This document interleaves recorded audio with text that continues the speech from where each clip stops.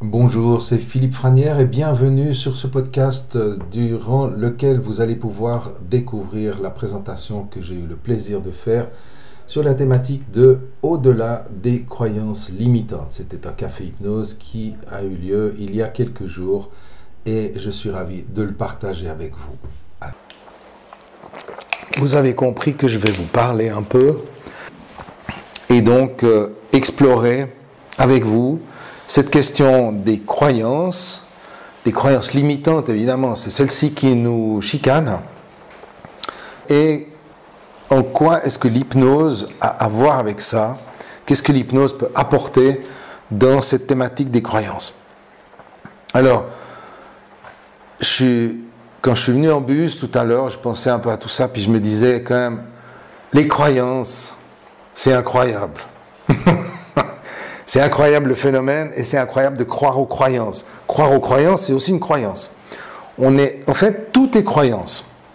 Vous pensez, chacun d'entre vous, pense être une personne assise sur une chaise. On ne va pas dire que c'est carrément faux, mais c'est une croyance. Ça fait partie des croyances qu'on pourrait appeler les croyances vérifiables. Mais on n'est pas que ça.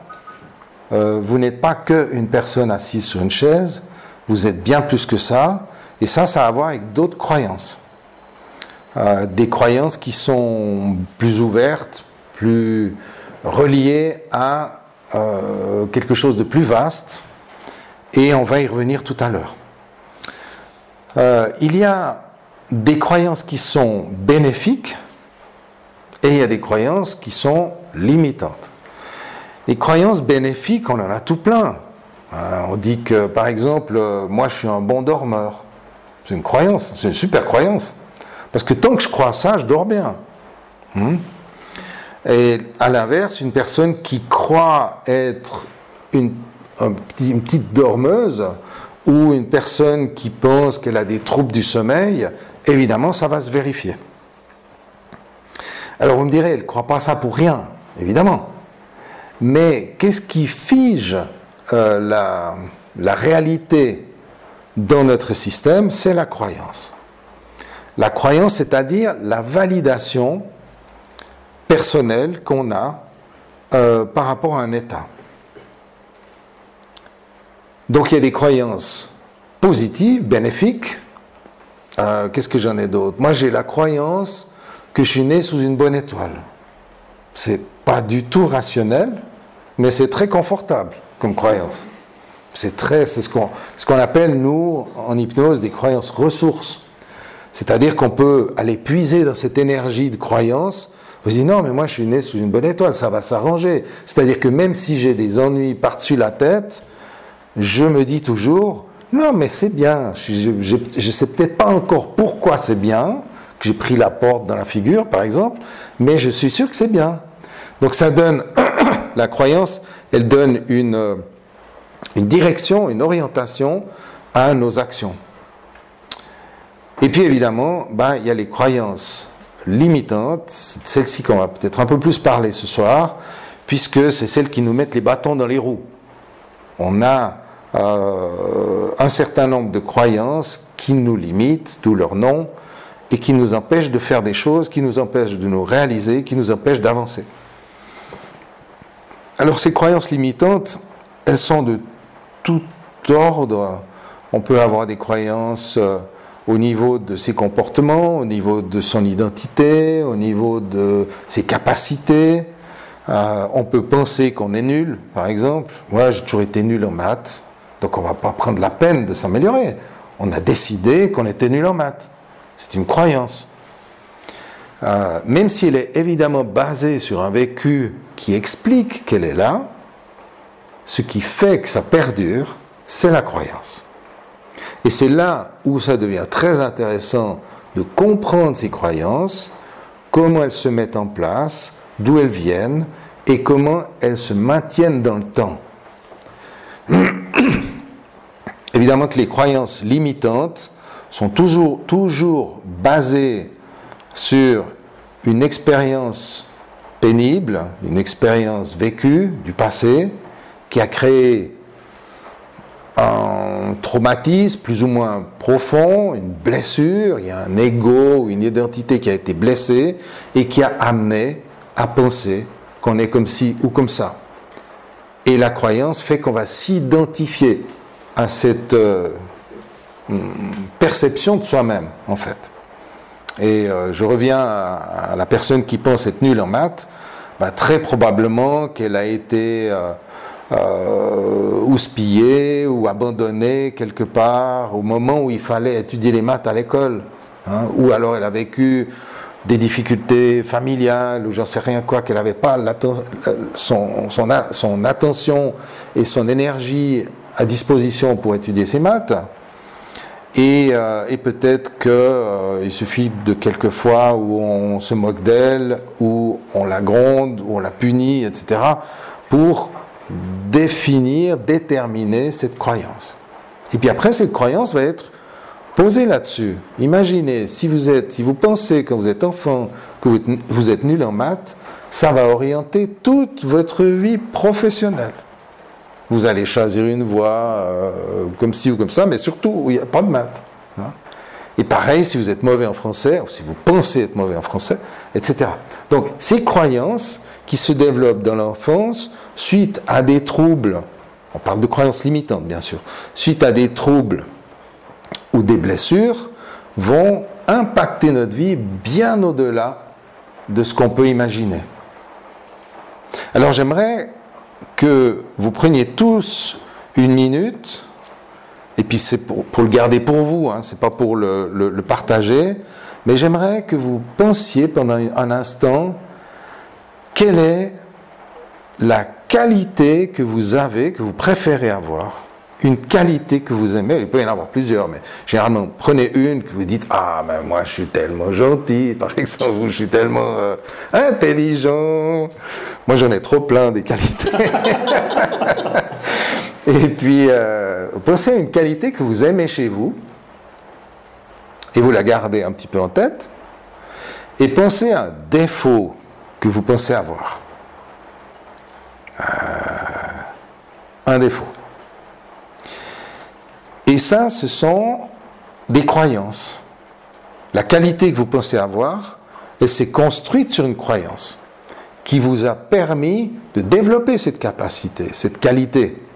Alors peut-être, moi je parlais d'être chanceux, ça m'amène à développer des qualités peut-être relationnelles, des qualités d'entrepreneuriat, parce que je pense que je suis chanceux, donc ça me guide là-dedans.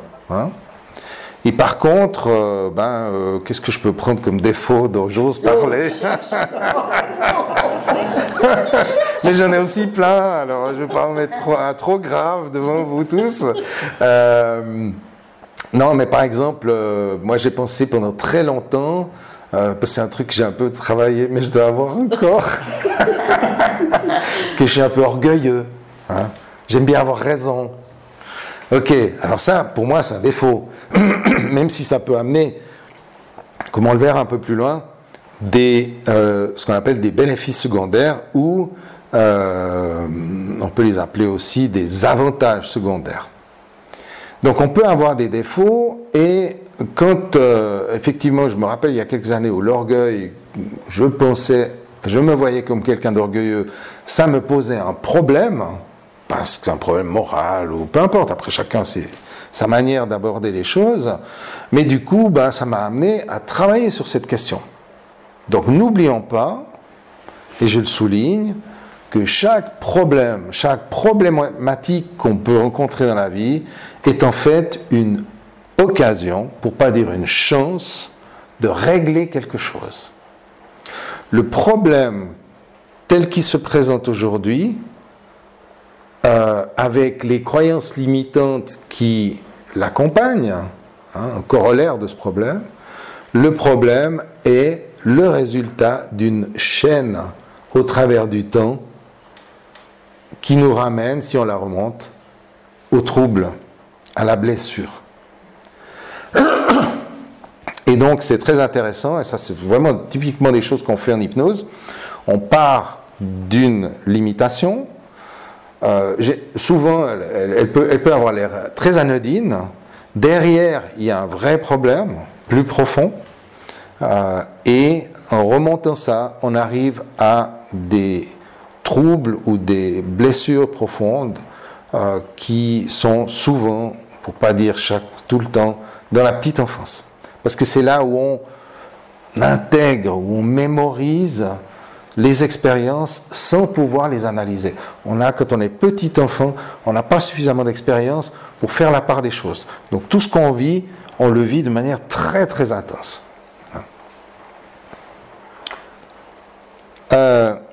Les croyances ont à voir avec l'identité. C'est-à-dire que je vais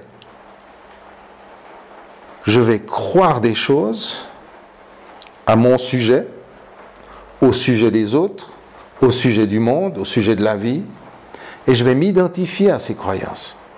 Si je pense, si j'ai la croyance d'être quelqu'un de gentil, ça va évidemment impacter toutes mes attitudes, mes fonctionnements, mes comportements, et donc ça va impacter ma vie, ça va impacter mes relations, ça va impacter assez loin.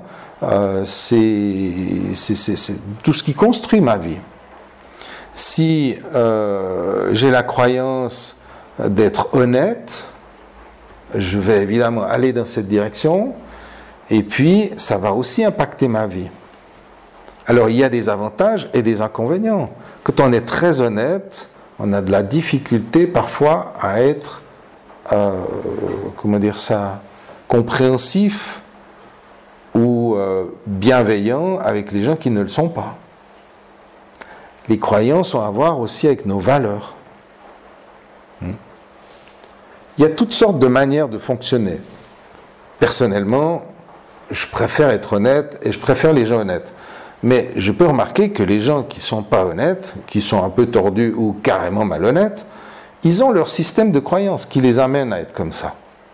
Ils ont leur mode de fonctionnement. C'est un mode de fonctionnement qui s'est construit en fonction de leur propre vécu. Et du coup, à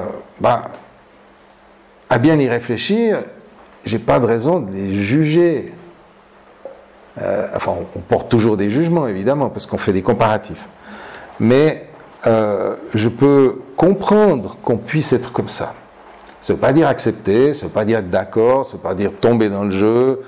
Mais le fait d'être très au clair avec ses croyances permet justement aussi de voir quelles sont les croyances des autres, de repérer ça, et de éventuellement s'en protéger.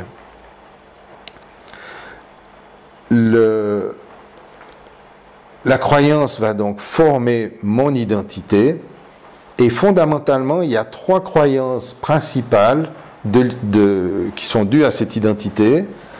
C'est de croire, je crois que je suis le corps, je crois que je suis mon corps, ça c'est une croyance. Je crois que je suis le penseur, celui qui pense, et je crois que je suis celui qui agit. Qu'en pensez-vous? Êtes-vous votre corps? En partie, pas que. Voilà, c'est ça. Hein. Êtes-vous vos pensées?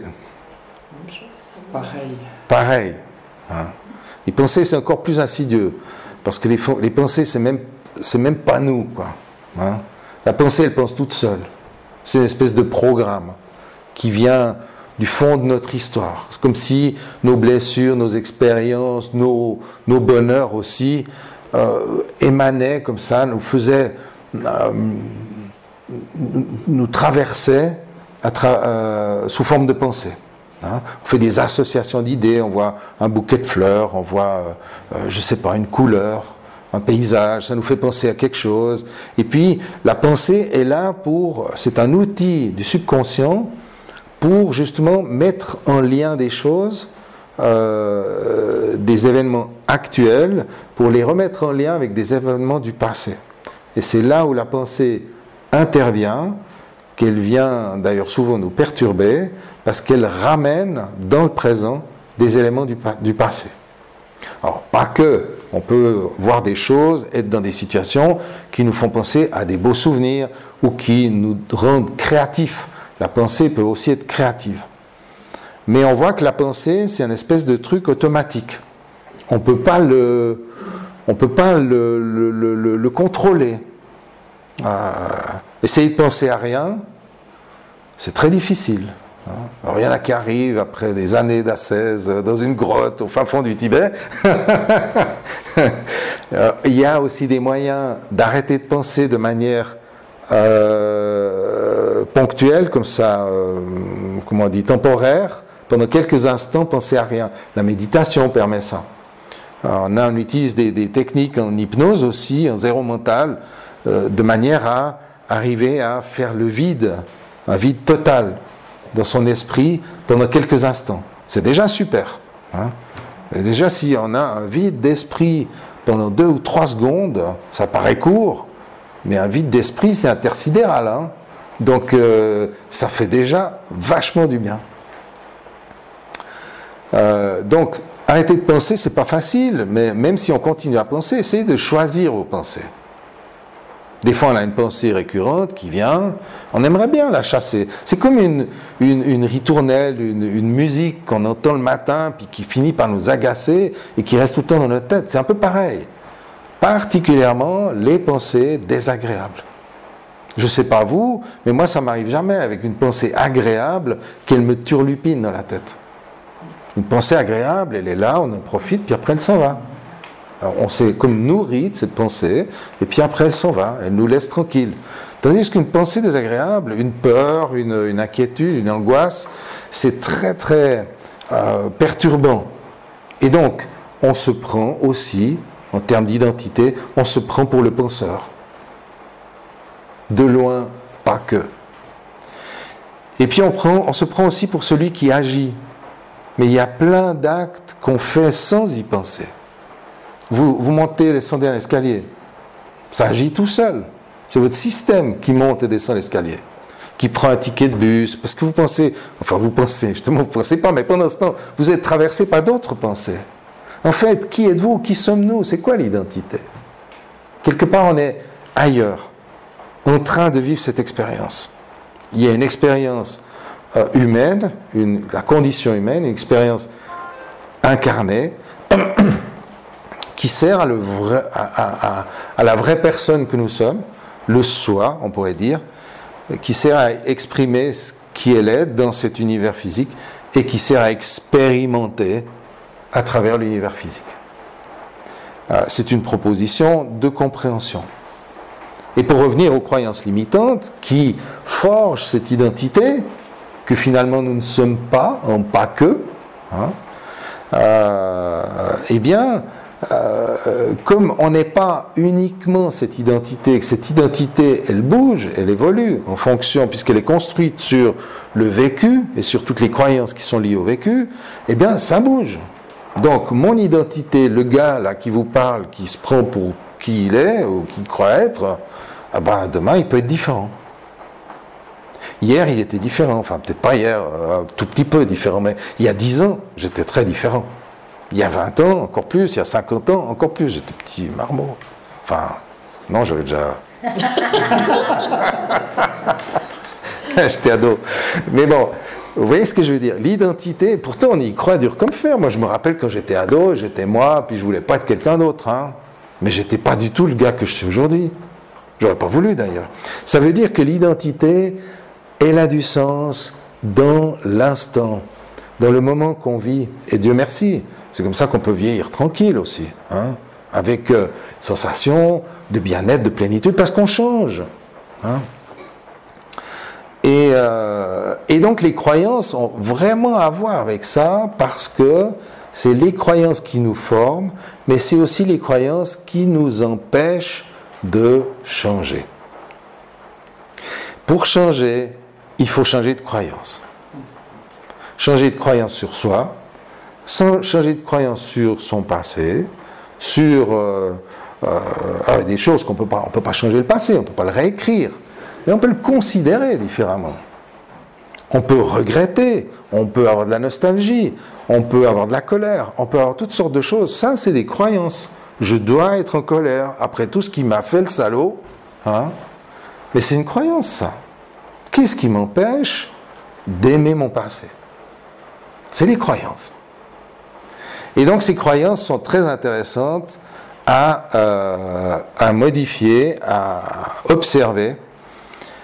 Et dès le moment qu'on a une croyance qui nous limite, eh bien, on commence à avoir un désir de changer. C'est le problème, en fait. Quand on se rend compte qu'on a un problème, eh bien, on a envie que ce soit différent. Donc là naît le désir. Du désir naît une projection, c'est-à-dire un imaginaire de qui je pourrais être ou qui je voudrais être dans le futur. Pas trop loin, si possible. Et donc ça va nous motiver, en fait. Ça, c'est un des fondamentaux de la transformation, c'est la motivation. On ne peut pas changer avec la volonté. La volonté sert à se lever pour aller aux toilettes ou pour boire de l'eau. La volonté, elle sert pour des toutes petites actions temporelles ou qui durent quelques instants ou quelques heures. On peut avoir la volonté de finir un courrier avant le repas de midi, etc. On utilise la volonté pour des choses courtes. Mais sur des transformations, la volonté ne tient pas la route. Toutes les personnes qui ont essayé de faire des régimes, par exemple, vous le diront, ou qui ont essayé de changer quelque chose dans leur comportement par la volonté, ça ne marche pas. Qu'est-ce qui fait la différence? C'est la motivation. On se motive et on est motivé sur la durée. Et pour se motiver, il faut avoir une vision du futur. Donc pour reprendre dans l'ordre, il y a d'abord un problème qui crée un désir, alors des fois on reste dans le problème et le désir un certain temps parce que ça a besoin de mûrir pour accepter qu'on pourrait être autrement, donc pour commencer à sentir que les croyances qu'on a sur soi-même commencent à se fissurer, à bouger, à se ramollir. Et puis après, quand un certain nombre de croyances ont été brisées, là, parce que vous connaissez sans doute des gens qui sont très, on en connaît tous, et puis on l'est tous quelque part dans certains domaines, rigides, hein, sans parler d'être psychorigide, mais en tout cas une certaine rigidité à propos de croyances qu'on ne veut absolument pas changer. Donc là, s'il y a un problème qui est lié à cette croyance, ça ne marchera pas. Hein. Donc l'idée du problème, de la souffrance, c'est de nous faire mûrir pour ramollir les croyances. Et quand les croyances sont ramollies, eh bien là, on commence à imaginer, mais dans le fond, je pourrais peut-être être différent. Je pourrais peut-être y arriver. Et donc, à partir de là, on met une projection. Et quand la projection est suffisamment forte, on est motivé. Puis après, avec la motivation, vient l'inspiration, vient le passage à l'acte, si on veut. Ça s'intègre. C'est-à-dire que c'est déjà l'identité qui change. Je ne suis plus le gars qui avait le problème. Je suis le gars qui sort du problème. Puis après, je deviens le gars qui avait un problème. Puis après, je suis le gars qui a oublié qu'il avait eu un problème. Donc il y a des phases, des étapes. Et finalement, en quoi ça a à voir avec l'hypnose? C'est que l'hypnose, finalement, raccourcit les étapes. Finalement, la meilleure thérapie, c'est la vie. La vie nous met des baffes, elle nous pousse, elle nous oblige, elle nous force, elle nous rend malade, pour nous faire comprendre. On a des tas de blessures qui sont là pour nous faire mûrir et avancer. Alors, c'est bien, mais on peut y passer aussi toute sa vie, puis pas y arriver. On peut y passer même plusieurs vies, pour ceux qui croient à ça, jusqu'à arriver à un résultat satisfaisant. Alors, l'hypnose permet de se relier à des parties de l'être, parties de la psyché, enfin la partie inconsciente de l'être, de la personne, qui, à mon sens, fait un peu interaction. Quand on parle du subconscient, pour moi, le subconscient, c'est l'interface entre l'identité et le soi, l'être profond, ou voilà, l'âme, peu importe comment on l'appelle, le vrai soi, la partie de soi qui finalement ne change pas. vous êtes, chacune et chacun d'entre vous, quelque part, le même que quand vous étiez une petite fille, un petit garçon. Il y a quelque chose en soi qui ne change pas, qui est... alors peut-être que si on parle d'incarnation successive, de karma, etc., peut-être qu'il y a une évolution au travers du temps, une évolution de l'être. Ça serait l'objet d'un autre café hypnose peut-être, parce que là on part dans des trucs philosophiques différents. Mais tout ça pour dire que même quand on est en termes d'hypnose, quand on s'occupe de sa vie, de sa propre vie et du parcours de sa vie, eh bien l'hypnose va permettre de connecter à cette partie subconsciente, parfois même très inconsciente, et de revisiter le passé, réinterpréter l'expérience, ce qui va transformer les croyances. Quand vous comprenez, parce que vous, en hypnose, vous vous rappelez la fois spécifique où, je ne sais pas moi, votre meilleur copain, copine à l'époque vous a trahi à propos des maths ou d'une autre branche, et que ça vous revient, et que vous pouvez, de manière hypnotique, défaire ça, le soigner, le guérir, mais toutes les croyances si on veut découler de ça, vont être mises à jour. Alors si vous étiez nul en maths à 10 ans, vous n'allez pas tout d'un coup faire un doctorat à 50 ans. Vous pourriez le faire, parce que la croyance est partie. Il faudrait juste tout réétudier. Mais il n'y a plus cette aversion. Et ça, c'est intéressant. Alors, je voulais juste signaler, puisqu'on parle de croyances, je garde un œil sur l'heure, parce que je sais que je parle un peu. Tu me surveilles l'heure un peu? Ouais, c'est bon. Non, on a le temps, jusqu'à 8h30. Tu vois, je suis au tout début de ma feuille. Alors, j'aimerais en profiter pour vous dire que, évidemment, que si vous avez des questions, si vous n'êtes pas d'accord, si vous voulez interagir, on interagit. Hein. Je vous propose une vision. J'avais envie de passer en revue un peu les types de croyances, parce que c'est intéressant de voir qu'on a des croyances à plusieurs niveaux. Il y a d'abord les croyances culturelles. Ça dépend où on est né. Si vous êtes d'Afrique ou d'Asie ou occidentale, vous n'avez pas les mêmes croyances. Il y a des croyances culturelles auxquelles on tient beaucoup.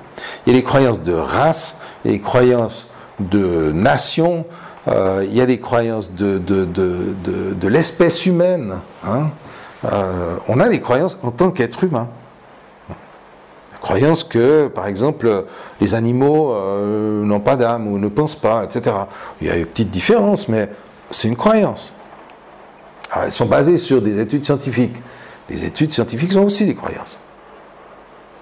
Ce qui a été scientifique au XVIIIe siècle n'est plus la même science qu'aujourd'hui. Et très probablement que dans un siècle ou deux, ils regarderont les croyances scientifiques qu'on a aujourd'hui en se disant ils en étaient que là. C'est normal. On a une croyance qui a à voir avec notre temps et avec notre culture et avec l'endroit où on est né. Les croyances de tribu, tout ça. Il y a des croyances, des traditions locales.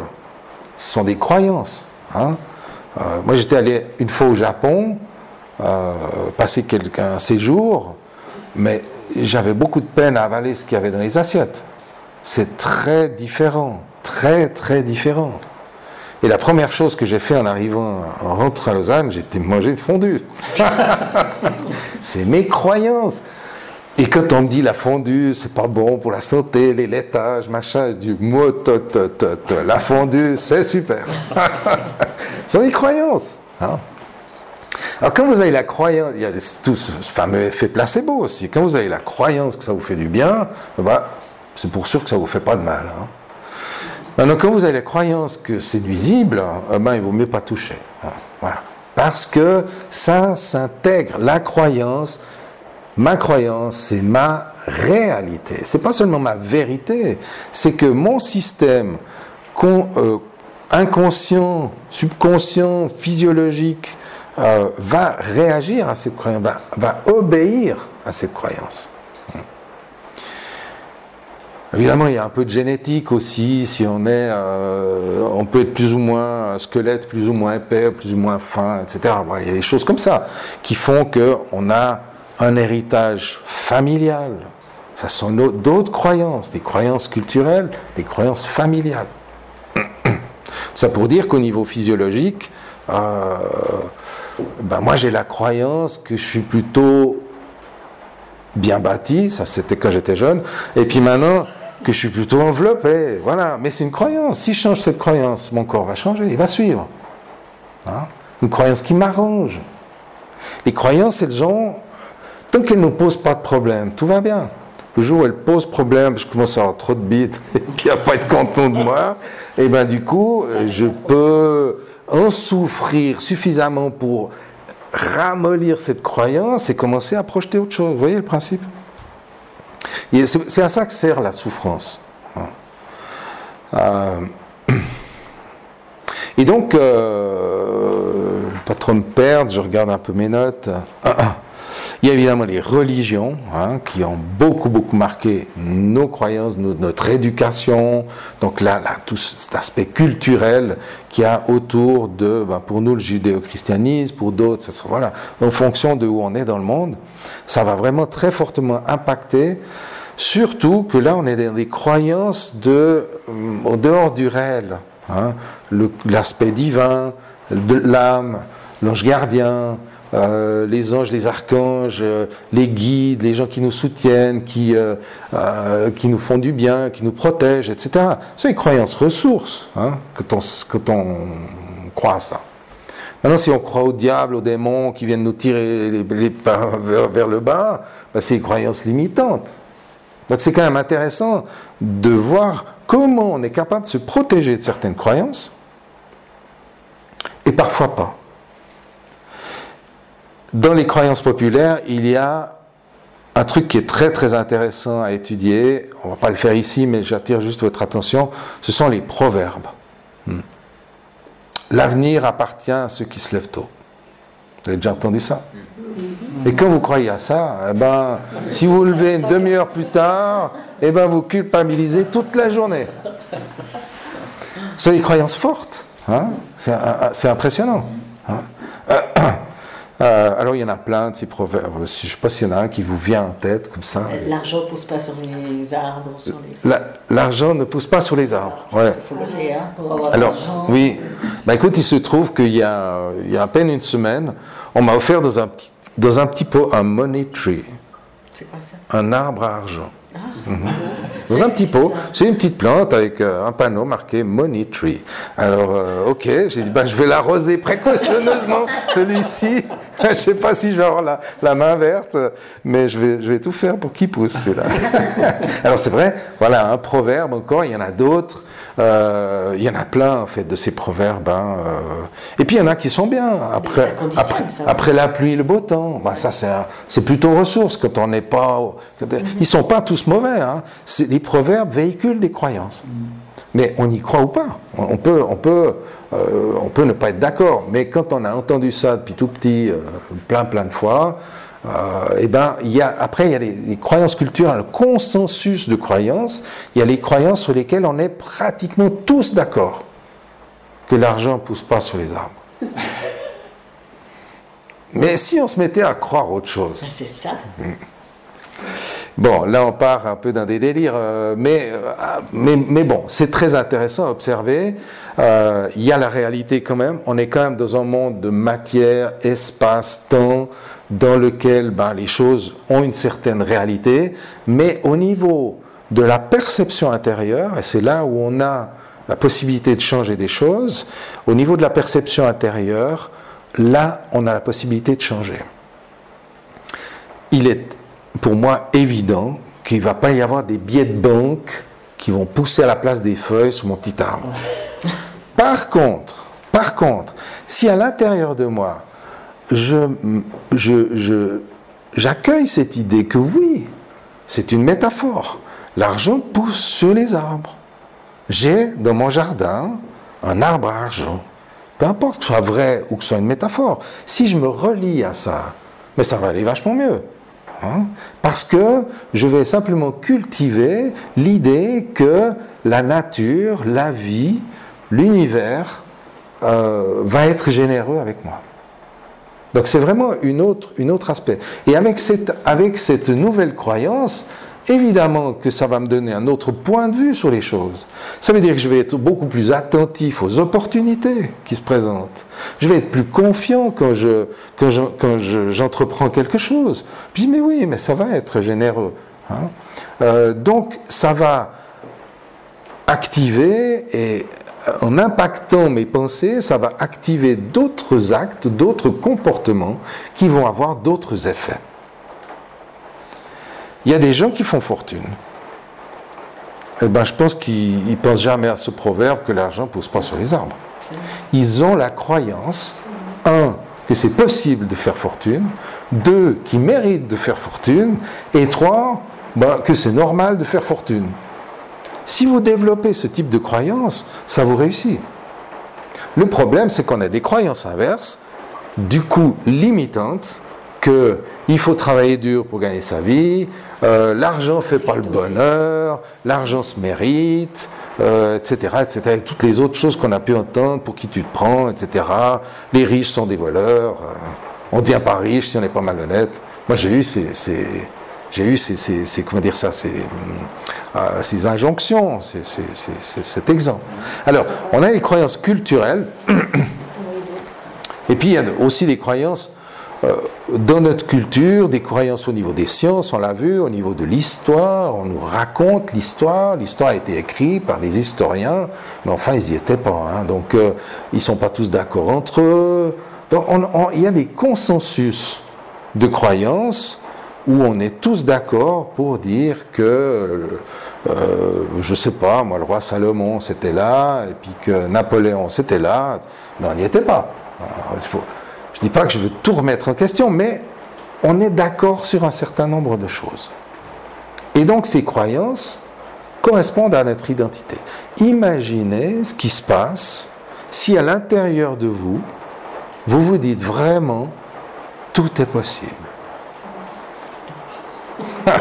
Ça change vachement le point de vue.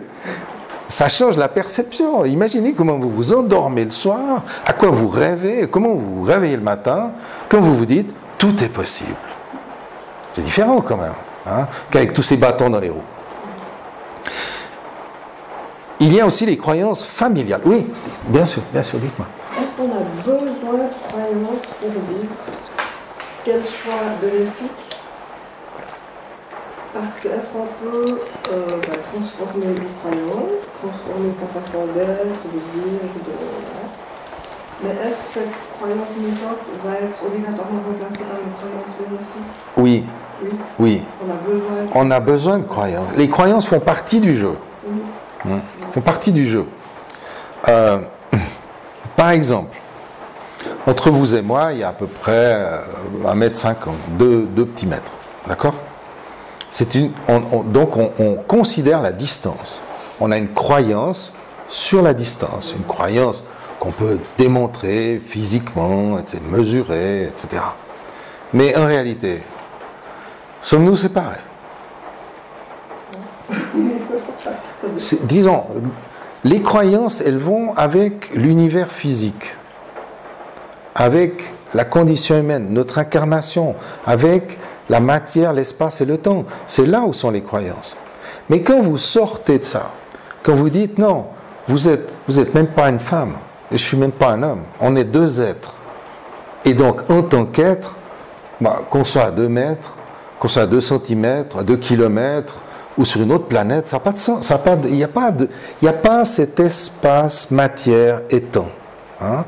Ça fait partie de ce qu'on est en train de vivre dans cette expérience humaine. Et donc, les croyances vont avec ça. Elles font partie du jeu intrinsèquement. Et le truc intéressant, c'est de voir comment on peut optimiser ces croyances pour continuer à être dans le jeu humain, mais avec beaucoup plus d'espace, beaucoup plus de liberté. C'est ça l'idée. Donc remplacer une croyance par une autre. Une croyance limitante pas une croyance ressource. Mais c'est ce qu'on vient de dire, la croyance, l'argent ne pousse pas sur les arbres, on la remplace par l'argent pousse là où c'est nécessaire pour moi. Voilà, l'abondance vient vers moi, d'une manière ou d'une autre.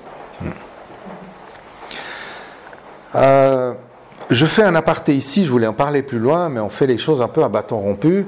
Ces histoires de croyances, peut-être vous commencez à le comprendre dans ma manière de l'aborder, ont un lien direct, une relation directe avec la loi d'attraction. Vous connaissez sans doute l'histoire de la loi d'attraction. D'ailleurs, si ça vous intéresse d'en savoir plus, il y avait eu un café hypnose sur la loi d'attraction. Vous le trouvez sur ma chaîne YouTube ou sur mon site internet. Si vous voulez en savoir plus, allez profondément là-dedans. Mais la loi de l'attraction, c'est ça. La loi de l'attraction, c'est le fait de pouvoir modifier une croyance pour que, à l'intérieur de mon système, de mon identité, j'ai la perception que c'est en train de m'arriver. Ça, c'est la loi d'attraction. Quand je sais avec certitude que je suis en train de réussir, ben, je ne peux pas louper. C'est impossible.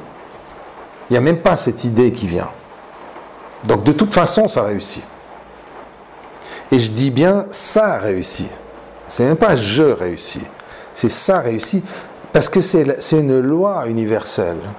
La loi qui fait que il advient ce que je crois qu'il advient. Alors c'est assez fort, hein, parce que heureusement qu'on est limité dans notre système matière, espace-temps. Parce qu'avec un pouvoir comme ça, il advient ce que je crois qu'il advient. Si on n'était pas, comment dire ça, encapsulé dans un système qui nous retient, mais on serait juste des divinités totales. Et donc, vu qu'on s'est incarné, vu qu'on est là, ben, on a autre chose à faire que d'être une divinité totale. Mais par contre, on a peut-être affaire à voir comment on peut optimiser, comment est-ce qu'on peut amener plus de pouvoir, plus de compréhension, plus de conscience dans ce qu'on vit. Et là, on est dans la loi de l'attraction, dans la loi des croyances. Pour donner un autre exemple de loi d'attraction, parce qu'on parle toujours de la loi d'attraction comme en disant, ben voilà, je pourrais réussir, je pourrais être riche, je pourrais être heureux, je pourrais avoir telle ou telle situation enviable. Ok, ben pourquoi tu l'as pas alors? C'est parce que tu n'y crois pas, parce que c'est pas réel pour toi. Maintenant, cette situation de merde là que tu es en train de vivre, ben, elle est réelle parce que tu penses qu'elle est réelle. Et donc, pensant qu'elle est réelle, tu l'attires tous les jours. Et c'est ça la loi de l'attraction. La loi de l'attraction, elle est démontrée par tous nos problèmes. On n'arrête pas de penser, de ressasser, de projeter nos limites, et donc on les attire. Et c'est là où l'idée des croyances est si importante, c'est que quand on fissure, ramollit, comme je disais tout à l'heure, une croyance, et puis qu'elle commence à se défaire pour laisser place à quelque chose de plus lumineux, de plus puissant, de plus bénéfique, eh bien, la réalité change. Ça a l'air magique. Ça a l'air, on se dit, mais tiens, j'ai juste changé un peu, et puis il y a tout le monde qui change autour de moi. Alors, on parle de systémique, effectivement. Une personne qui fait son chemin, je sais pas, une mère de famille qui se pose des questions, qui fait son chemin, puis tout d'un coup, les enfants sont différents, le mari est différent, les voisins sont différents, parce qu'elle est différente. Donc elle va attirer quelque chose de différent, et en fait, elle va rayonner une énergie différente, qui va résonner différemment, et qui va donc influencer son environnement. Et si vraiment ça ne marche pas, eh ben, elle va mettre les voiles parce que ça veut dire qu'elle n'est plus du tout au bon endroit. Ça, c'est le risque de l'évolution, c'est le risque du développement personnel, ça te fait rire, hein? C'est le risque du développement personnel, c'est qu'on peut arranger beaucoup de choses, mais on peut aussi se rendre compte qu'en fait, on a assez souffert et qu'on ne veut plus être là. Et là, on arrive à des changements qui sont parfois plus plus importants, plus remarquables ou plus remarqués. Et on a donc aussi cette possibilité. Quand je parle de risque, c'est un risque ça peut être un risque pour l'entourage. Effectivement, des grosses remises en question. Si l'entourage ne suit pas, eh ben, on va vers une rupture. Mais c'est le risque d'être heureux, en fait. Si on se fait chier dans une situation, puis qu'on n'arrive pas, que malgré tous les efforts, malgré l'évolution, la systémique ne fonctionne pas, les gens ne veulent pas changer, on se dit, mais j'ai plus rien à faire là. Et donc mon bonheur est ailleurs. Donc c'est aussi une évolution bénéfique, même si elle peut passer par des moments un peu douloureux. J'ai parlé de croyances culturelles, j'ai parlé de croyances familiales, j'aimerais encore juste en dire un petit mot, parce que dans les croyances familiales, il y a évidemment la généalogie, nos aïeux et tout ce qu'on nous a transmis, la fameuse et traditionnelle fondue familiale dont je parlais tout à l'heure, et il y en a plein d'autres, hein. Le Père Noël, machin, etc. Et tout ça, il y a des belles croyances, et puis il y en a qui sont limitantes. On reçoit des valeurs aussi, auxquelles on peut tenir, auxquelles on peut adhérer, et d'autres qu'on préfère rejeter. Et puis il y a une sorte de loyauté familiale qui peut nous limiter aussi parfois, c'est-à-dire que j'ai envie d'aller là, mais toute ma famille est de ce côté. C'est pas toujours évident de changer de rive, hein. On passe le pont de la rivière, ils sont tous d'un côté, puis nous on est de l'autre. Alors on peut leur faire coucou, mais c'est pas toujours évident. Donc on a des croyances aussi sur la loyauté. C'est-à-dire qu'on a la croyance que si je change de rive, ça va être difficile. Ça aussi, c'est une croyance. Et pourquoi je ne trouverais pas les moyens de vivre ma vie et de rester en harmonie avec mon crétin de cousin, ou peu importe, hein, que je considère crétin. Lui, il me considère aussi peut-être crétin. Mais voilà, c'est quoi cette croyance qui fait que je me limite dans mes relations et dans les chemins que j'ai envie de prendre? Certes, chacun reste responsable de sa position. Je peux faire, moi, tout ce qui est bien pour moi, et puis l'autre peut décider que ça ne lui convient pas et couper les ponts. Ça le regarde, et si je n'ai pas la croyance que c'est grave, que j'ai la croyance que c'est OK, eh ben c'est OK. Donc vous voyez à quel point ces croyances sont très importantes, et elles impactent toutes nos actions. Toutes nos actions.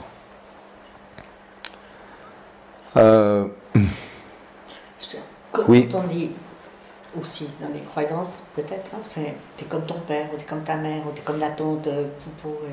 C'est aussi mettre une croyance sur quelqu'un. Bien sûr. Pas lui, qu'il est comme, ouais. Comme la tante. Ouais. Enfin... Ouais. Et puis on en dit plein, ça, les chiens font pas des chats, on entend plein de trucs là-dessus, que t'es comme ton père, enfin bref. Et toutes ces choses qui sont, la branche tombe pas loin du tronc, enfin, ouais. Tous ces proverbes dont on parlait tout à l'heure, auxquels finalement on adhère. Et ça m'amène aux croyances personnelles. On a vu les culturelles, les familiales et les croyances personnelles. Les croyances personnelles, c'est quoi? Elles viennent d'où? En fait, quand on arrive, quand on vient au monde, bon, on est immaculé, je sais pas, on est neutre, on est nu, on est un peu une page blanche. Hein. Alors certes, si on pense qu'on a des précédentes incarnations, on peut arriver avec des choses, ou avec voilà, des acquis, des points forts, une personnalité, peut-être. Ok, on ne va pas partir dans ce débat, parce que finalement, peu importe pour ce qu'on est en train de parler. Mais on est neutre. Et donc, les croyances vont se former au fil de l'expérience, comme je l'ai dit tout à l'heure, à travers, très souvent, des blessures qui vont nous impacter, nous donner des croyances limitantes, mais aussi à travers des bonheurs qui vont nous donner des croyances ressources. Moi, quand j'étais enfant, j'adorais Noël, je parlais du Père Noël tout à l'heure. Voilà, il y a des croyances familiales qui sont ressources. Et même si aujourd'hui je sais bien que le Père Noël n'existe pas, que c'était une histoire pour enfants, bah, moi, j'aime bien le Père Noël. Et puis, je ne sais pas où il est, mais j'ai toujours une petite pensée pour lui, juste au cas où. Hein. On cultive les croyances ressources. Ça ne fait pas de moi un débile mental, ça fait juste que je suis peut-être un peu farfelu, ou j'aime bien, ou j'ai peut-être gardé mon côté un peu enfantin. Mais c'est une ressource extraordinaire. Ça me rend joyeux, ça me rend heureux, j'adore Noël. Les lumières, les petites clochettes, machin. Mais évidemment, j'ai eu des Noëls heureux dans mon enfance. Donc ce sont devenus des croyances ressources. Mais celui qui s'est fait toujours embêter, ennuyer, que c'était toujours des histoires à Noël, ben lui, il a des croyances limitantes par rapport à Noël. C'est très clair, donc on voit bien comment ça se construit. Néanmoins, un grand nombre de croyances sont, enfin toutes les croyances sont donc acquises, on va dire, au fil du temps. Ce qu'on appelle ces croyances personnelles, qui sont donc pas des croyances culturelles ou familiales, les miennes à moi, hein. Ces croyances personnelles, eh ben, elles se sont développées au fil du temps sur mes expériences, comme on l'a vu, mais il y a aussi des croyances que j'ai adoptées, parce qu'elles m'ont plu, ou parce que j'ai suivi un gourou pendant quelque temps, et puis c'était un personnage pour moi, ou sans parler de gourou spirituel, mais ça pouvait, moi je me souviens, mon premier gourou, si je puis dire, c'était mon maître d'apprentissage, parce que mon idole, c'était mon papa, puis quand j'ai commencé un apprentissage, j'ai vu un autre homme, qui était différent, et puis qui était super, et puis qui avait l'impression qu'il savait tout, etc. Donc j'ai été un fan, je sais pas, groupie. Puis après c'est un acteur, puis après c'est un chanteur. Enfin, vous voyez l'adolescence où on a ces modèles. Et donc on va les écouter, et puis on va prendre leurs croyances, on va prendre leurs messages comme des vérités parce qu'on en a besoin pour se construire. Combien de temps il faut pour qu'on arrive à trouver son propre équilibre et ses propres croyances? Je pense que c'est assez long et c'est jamais terminé. Parce qu'on peut toujours remettre en question. Et ça, c'est une des grandes, des grandes libertés, c'est la remise en question des croyances. Et souvent, comme je le disais précédemment, c'est la souffrance qui nous amène à ça. Problème, souffrance, remise en question. Tant qu'on ne souffre pas trop, même si on n'est pas parfait, c'est OK. Alors le principe, pour résumer, c'est qu'on a une identité, je fais souvent ce geste là quand je parle d'identité, parce que pour moi c'est une espèce de boîte. Hein. Cette boîte elle a 3 étages. Il y a le corps, on se prend pour le corps. Il y a les émotions, on verra que c'est entre le corps et la pensée, hein. Et tout cet ensemble va agir, donc va exprimer une action. Forcément, toutes mes croyances, toute mon identité va être amenée à agir, à avoir des comportements, qu'ils soient bénéfiques ou non, c'est pas le propos. Mais il y a des comportements, donc il y a une interaction avec le monde.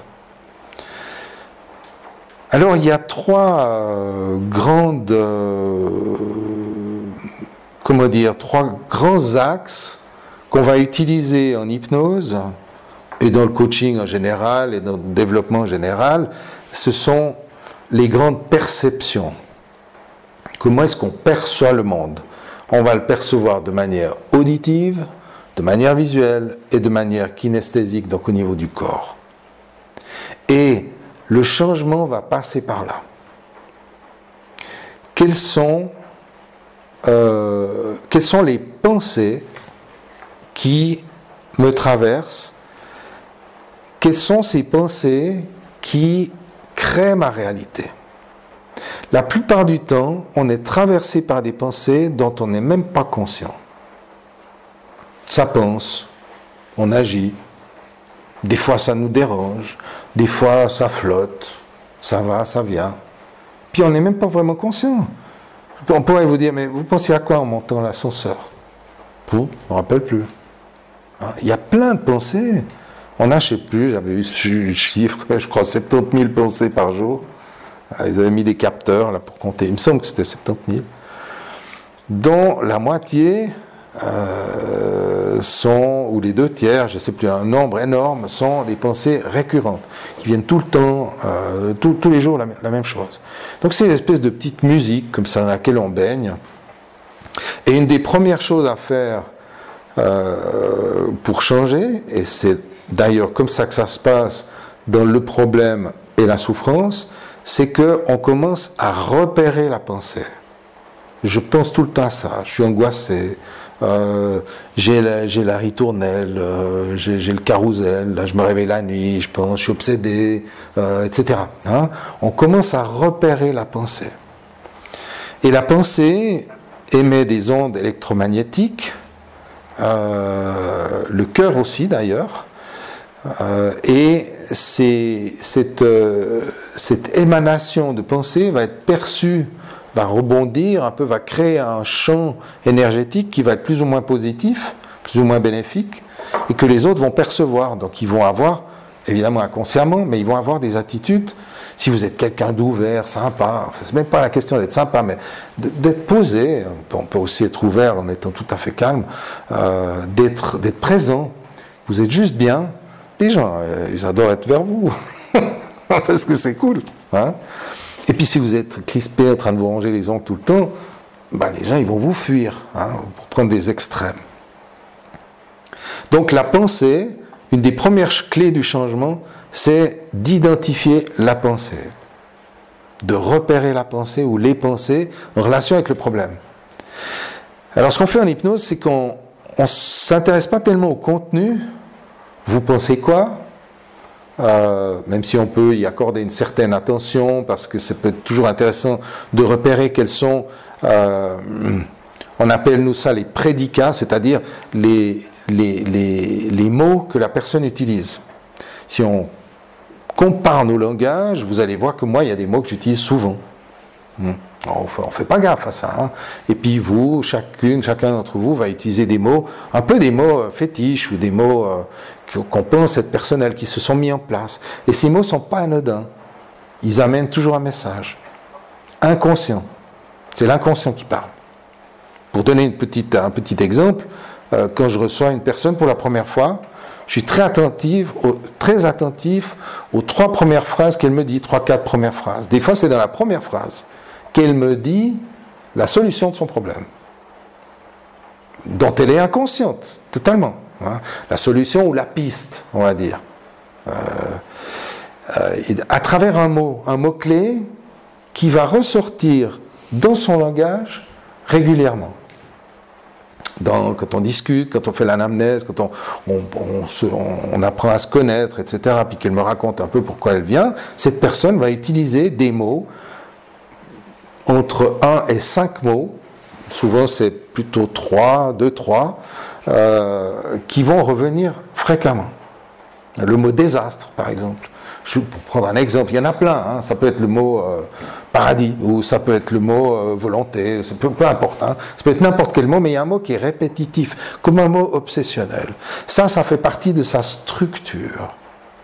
On ne s'intéresse pas tellement à ce que la personne nous raconte, mais à la manière dont elle nous le raconte, parce que cette manière de raconter nous permet comme de voir le filigrane de son cerveau, de sa pensée, qu'est-ce qui tient l'ensemble. Alors ça va voir avec les mots, et puis on va jouer avec cette structure des pensées. Quand on parle de structure, c'est-à-dire comment vos pensées vous traversent, comment vos pensées sont entretenues dans votre espace. Il y a des gens qui ont les pensées dans la tête, mais il y a des gens qui ont les pensées dans le bras. Moi j'ai eu un gars, il avait une pensée dans le poing. Ses pensées étaient dans le poing, il était toujours en train de serrer le poing, puis il dit, sont où vos pensées ? Ben, elles sont là. C'était une évidence pour lui. Bon, c'est assez rare, c'est pour ça que je le dis, c'est un cas un peu particulier. Mais si on va chercher, ben, elles sont dans la tête, ok, elles sont plutôt devant ou plutôt derrière ? Ou de quel côté, à droite ou à gauche, vos pensées ? Ben non, en fait, elles sont dans la nuque plutôt, ou bien, souvent, ça pense dans le cou, ça bourdonne. Ça, c'est personnel, ça, c'est la structure. C'est pas le contenu, c'est égal. Puis après, les pensées, c'est plutôt une voix qui qui vous secoue, c'est une voix douce, c'est une voix dure, une voix douce, c'est une voix forte ou une voix qui parle comme ça. C'est comment, hein? Est-ce que ça parle vite, hyper stressant? Est-ce que ça donne des ordres? Ou bien est-ce que c'est une voix qui n'a pas envie d'avancer? Une voix de vaudois. Donc ça, c'est la structure. Et en hypnose, on va s'occuper de cette structure, parce que cette structure, on peut la manipuler. Vous avez une voix, vous avez des pensées qui sont récurrentes, comme on l'a dit, des milliers de pensées tous les jours les mêmes, depuis peut-être des années, et elles sont toujours là, elles tournent dans un sens. Elles tournent comment vos pensées? Les gens font comme ça. Bah, ok, essayez de tourner dans l'autre sens. Ah bah ça va pas. Hein? Ou alors, prenez vos pensées, mettez-les de ce côté. Il y a déjà un truc qui se passe dans le cerveau quand on fait ça. Hein? Ça, c'est la structure de la pensée. Et l'hypnose va beaucoup utiliser ça, parce que, en tout cas moi, dans mon approche, parce qu'on va pouvoir fissurer les croyances de cette manière. La croyance, elle est plus pareille. Si je la prends ici, que je la mets là, il y a déjà un truc qui est différent au niveau neuronal. Il y a déjà un truc, puis mais j'ai un trou là. Ok, vous voulez mettre quoi dans le trou? Voilà, c'est donner quelques exemples de structures. Ça, c'est structure de la pensée. Ces structures, on les retrouve partout. On va les retrouver aussi dans l'image, c'est-à-dire l'imaginaire. Quand vous êtes face à votre problème, quand vous êtes traversé ou que vous ressentez le problème, qu'est-ce qu'il y a comme image? Est-ce qu'il y a des images déjà? Non, c'est vide. Ok, ben, c'est déjà une image que ce soit vide. Fermez les yeux, c'est plutôt blanc, c'est plutôt noir quand il n'y a rien. C'est déjà une image, blanc ou noir. Puis après, si vous laissez apparaître quelque chose, c'est comment? Ah, mais un petit truc en haut à droite. Ok. Et puis si ce truc, on le prend à droite, puis on le glisse à gauche, et puis on l'augmente. Vous voyez maintenant, c'est quoi? Et c'est plutôt une photo, ou c'est plutôt un film qui bouge? C'est plutôt noir et blanc, plutôt en couleur, etc. Ça, c'est la structure. Il y a des gens qui ont des images qui sont comme un nuée d'oiseaux, de mouches au-dessus de la tête toute la journée. C'est affreux. Donc, on s'intéresse à cette structure pour changer la structure. En fait, on s'en fout de la pensée. Parce que la pensée, c'est un résidu d'un truc qui est là depuis très longtemps. Donc, quand on peut bouger la structure, ça va nous donner une porte d'entrée pour remonter. Remonter le temps, on ne fait pas toujours des régressions, hein. Et quand je parle de régression, c'est de régression dans cette vie. Parfois, ça nous emmène à d'autres vies. Il y aura un café hypnose bientôt sur les régressions dans les vies antérieures. Mais l'idée, c'est pas de faire du tourisme dans les vies antérieures. L'idée, c'est de voir qu'est-ce qu'on peut prendre dans le passé, qu'est-ce qui est encore vibrant aujourd'hui et qui vient d'avant. Petite parenthèse à propos de ces vies antérieures, on ne sait pas si ça existe, mais on peut les utiliser quand même. Qu'on y croit ou non. Et donc les images, il y a tout plein de modifications possibles, d'agrandir, de réduire, de rendre flou, et puis de travailler l'image. Hein.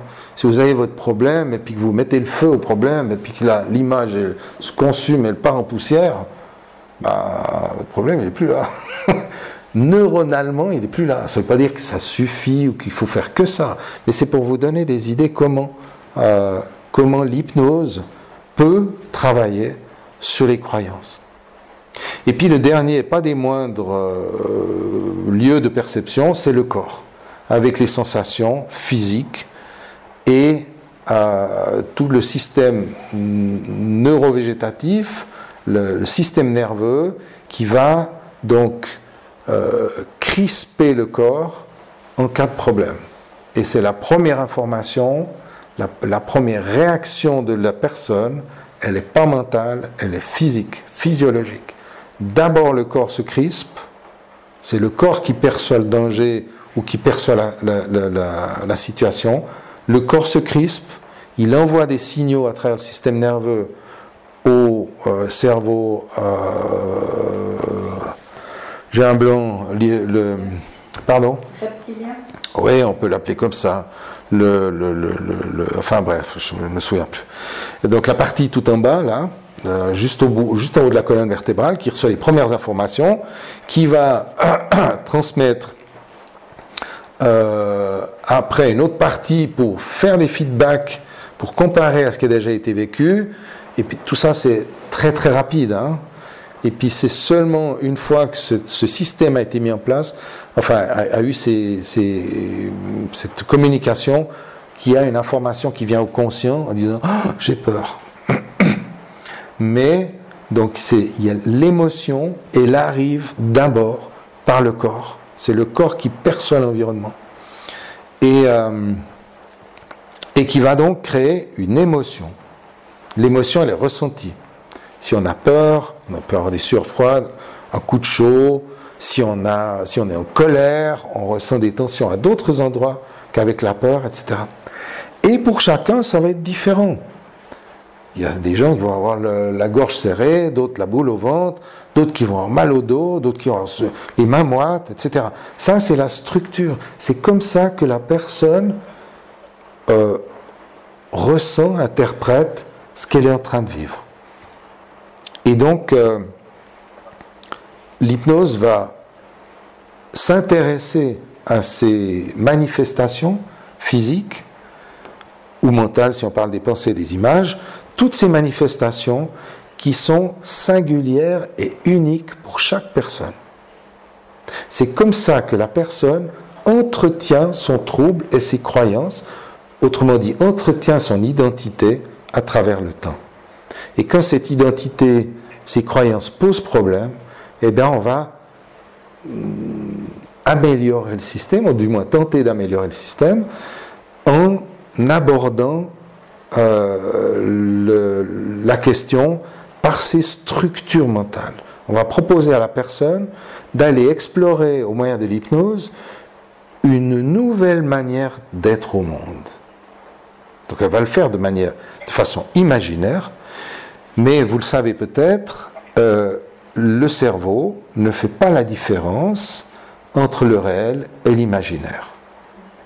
Quand vous dormez la nuit, vous pouvez voler, vous pouvez faire plein d'expériences, vous y êtes, vous ne vous dites pas « je suis en train de dormir ». Vous y êtes. Le cerveau ne fait pas la différence. Tout ce qui arrive de complètement farfelu dans les rêves, eh bien, est une réalité pour vous et est vécu comme une réalité. Et de la même manière, quand vous entrez dans l'état hypnotique, que vous rejoignez un état hypnotique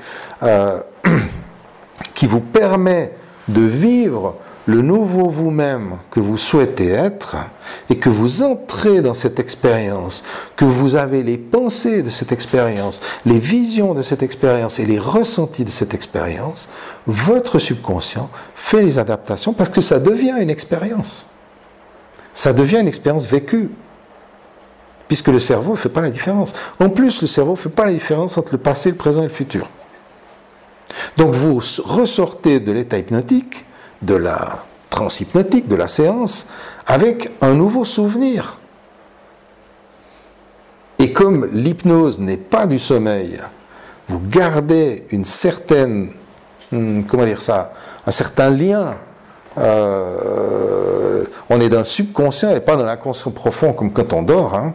Il y a une question de fréquence d'ondes cérébrales. On n'est pas dans les ondes delta, on est dans les ondes θ ou alpha. On est dans ces ondes où, quand on ressort, eh bien, on ressent ses bienfaits.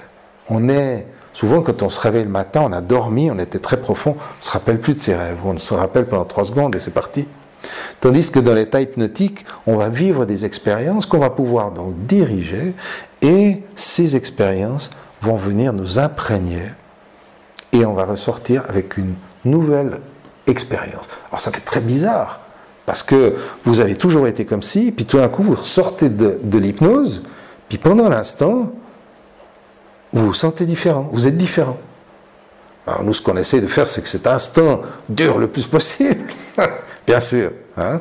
Et si on suit bien son coup, si on va taper aux bons endroits, si on touche la cible au centre, eh bien c'est stable. La personne, elle est différente. Alors après, il y a une deuxième phase, c'est-à-dire la personne est part, au revoir madame, ça fait temps, rentrez chez vous. Et puis elle retourne dans sa propre réalité, hein, dans son quotidien. Et là, du coup, eh ben, elle va être confrontée à son quotidien qu'elle connaît, mais sa perception intérieure qui a changé. Et donc il va y avoir un temps d'adaptation ou de, comment est-ce qu'on peut dire ça, de mise à jour qui va être nécessaire. Et c'est là où il y a besoin souvent de faire plusieurs séances d'hypnose, c'est pour accompagner ce changement. Parce que la personne, elle peut assez facilement être réabsorbée dans sa réalité, parce qu'elle n'a peut-être pas envie de déménager, de jeter son mari, de flinguer ses enfants, et puis de quitter le pays. Hein, vous voyez ce que je veux dire? Ça doit se poser, ça doit se mettre en place, et c'est pour ça que généralement on fait quand même plusieurs séances en hypnose, parce qu'on va d'une part aller guérir des blessures, d'autre part aller projeter, modifier des croyances, projeter une nouvelle réalité et la vivre, et puis après on va accompagner la personne pour qu'elle puisse trouver ses propres ressources, ses propres moyens, sa propre créativité, d'intégrer tout ça dans sa vie. C'est combien de séances? Alors, non, mais pour faire tout ça, généralement, ma moyenne, c'est 5 séances. Voilà. Donc, ça reste de la thérapie brève. Quand on fait un travail global, faut compter 5 séances. Voilà. Après, il y a des gens qui changent tellement de trucs dans leur vie qu'ils viennent 15 fois. Mais généralement sur 2, 3 ans. Souvent, il y a 5 séances, un gros changement. Puis après, des fois, 6 mois plus tard, ils reviennent prendre une séance ou 2. Et puis, ça dépend des changements. Il y a vraiment des gens qui changent toute leur vie. Hein. Donc ça mérite, il y a la possibilité d'être accompagné un peu plus longtemps, toujours avec l'hypnose. Puis après il y a des astuces d'auto-hypnose, c'est-à-dire quand vous êtes allé dans l'hypnose, vous comprenez comment vous pouvez faire vous-même avec vos propres pensées. Hein?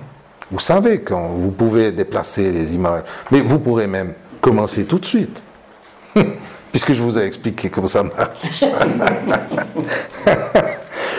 L'idée, c'est de transformer ces perceptions pour entrer dans une nouvelle réalité.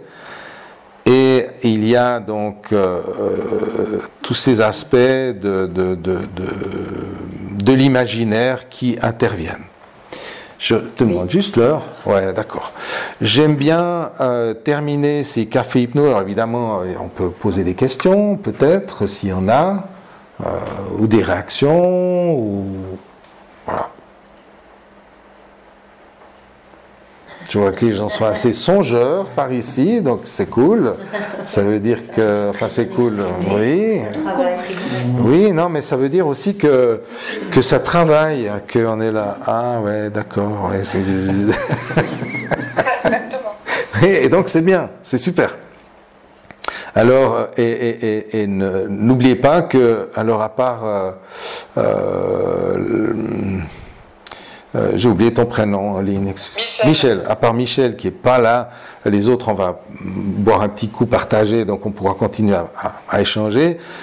Mais avant de se quitter, et comme toujours à la fin des cafés hypnose, j'aime faire une expérience.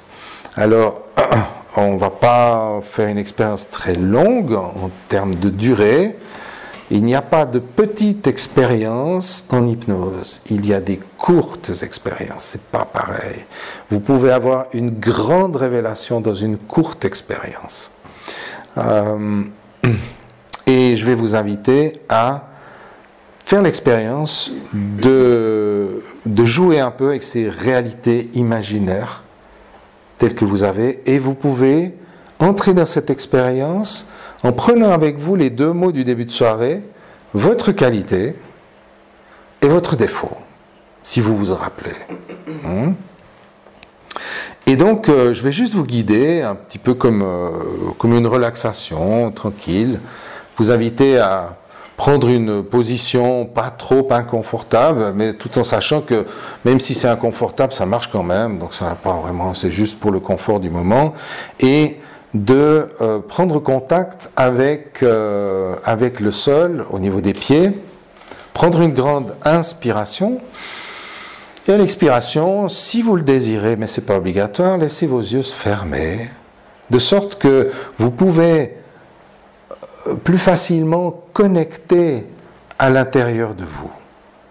Et si quelqu'un avait envie de garder les yeux ouverts, qu'il fixe un point et qu'il ne le lâche plus. L'idée, c'est que vous êtes déjà en train de rejoindre un espace au cœur de vous-même dans lequel votre subconscient a préparé quelque chose pour vous depuis un petit moment déjà, à travers ce qui a été proposé, à travers votre perception de ce que vous avez entendu. Car il est bien entendu qu'il est bien plus important d'entendre que d'écouter, n'est-ce pas? Et alors que votre corps se pose, que votre respiration s'apaise et se ralentit, j'aimerais vous inviter à porter votre attention sur la position de vos mains, là où elles se sont inconsciemment déposées. Et remarquez comment votre subconscient est capable de agir sans vous afin de vous offrir un état de confort de plus en plus profond, de plus en plus tranquille. Et il n'y a même pas besoin d'imaginer une rivière qui pourrait vous guider avec son petit chant ou sa fraîcheur vers un endroit de nature particulièrement agréable, dans lequel votre subconscient va mettre peut-être un beau ciel ou des végétaux. Et cette brillance de la rivière qui peut même dessiner des formes lumineuses sur votre visage, à ressentir comment vous pouvez être bien à l'intérieur, comme entrer dans le tableau pour être complètement avec vous-même. Et dans cet espace, vous pouvez respirer, observer, ressentir, entendre la musique de la nature ou la musique du silence. Entendre peut-être même très profondément le battement de votre cœur. Toum doum, toum doum, toum doum, toum doum, qui continue de vous accompagner et vous accompagne fidèlement dans tout ce que vous êtes déjà en train de découvrir. Quelque part devant vous, à proximité, il y a l'apparition de ce vous actuel, avec dans une main ce mot bénéfique et dans l'autre main ce mot qui est plutôt limitant. Et vous voyez ce vous actuel qui peut comme présenter ces choses ou porter ces choses. Peut-être qu'une main est plus légère que l'autre. Peut-être qu'une main est plus dure et l'autre plus molle. Peut-être que d'un côté, le son est plus dur ou plus doux. Et alors que vous pouvez observer ce vous actuel, j'aimerais vous inviter à imaginer le vous du futur qui apparaît lui aussi, comme un second personnage, ou un troisième personnage, puisque vous êtes là vous aussi.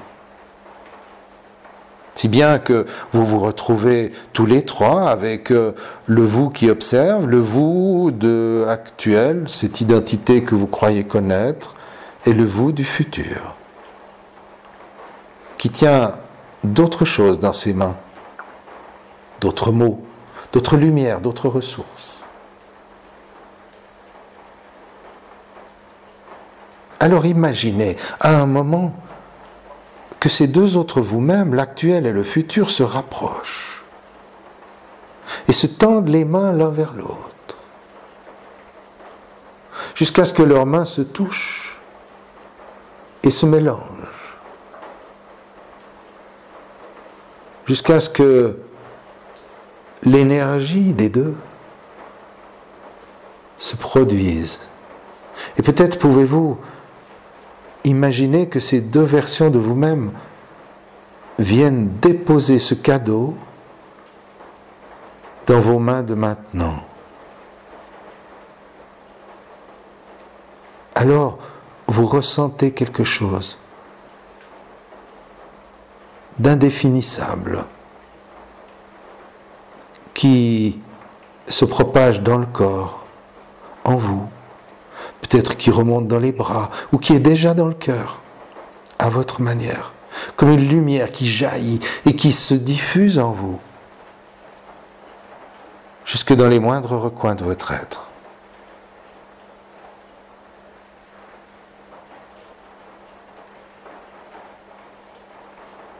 Le vous actuel et le vous futur dialoguent.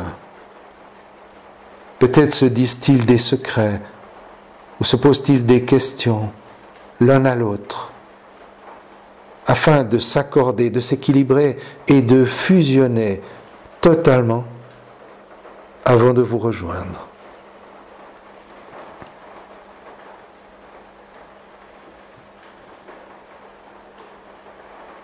Et tandis que tout cela se développe en vous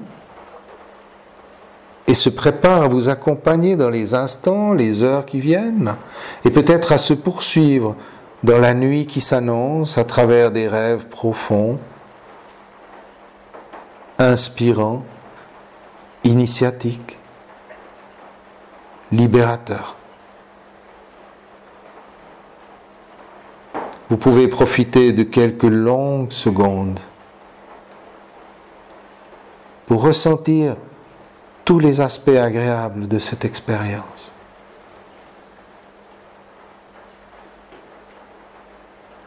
Et ressentir certaines de vos croyances déjà en train de se ramollir.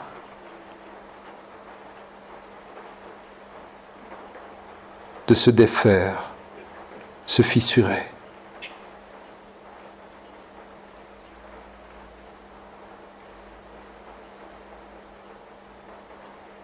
Comme un rocher se fissure parfois pour laisser passer une toute petite fleur qui a l'air toute frêle et qui traverse tout de même.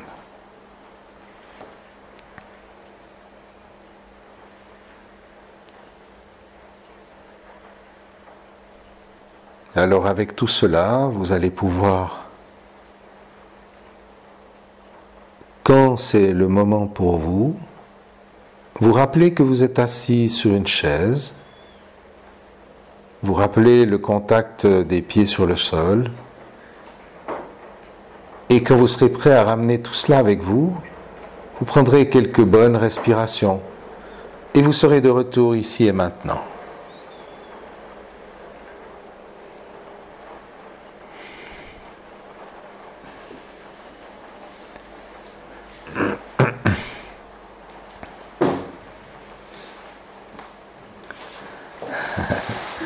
Bienvenue à chacune et chacun de son petit voyage.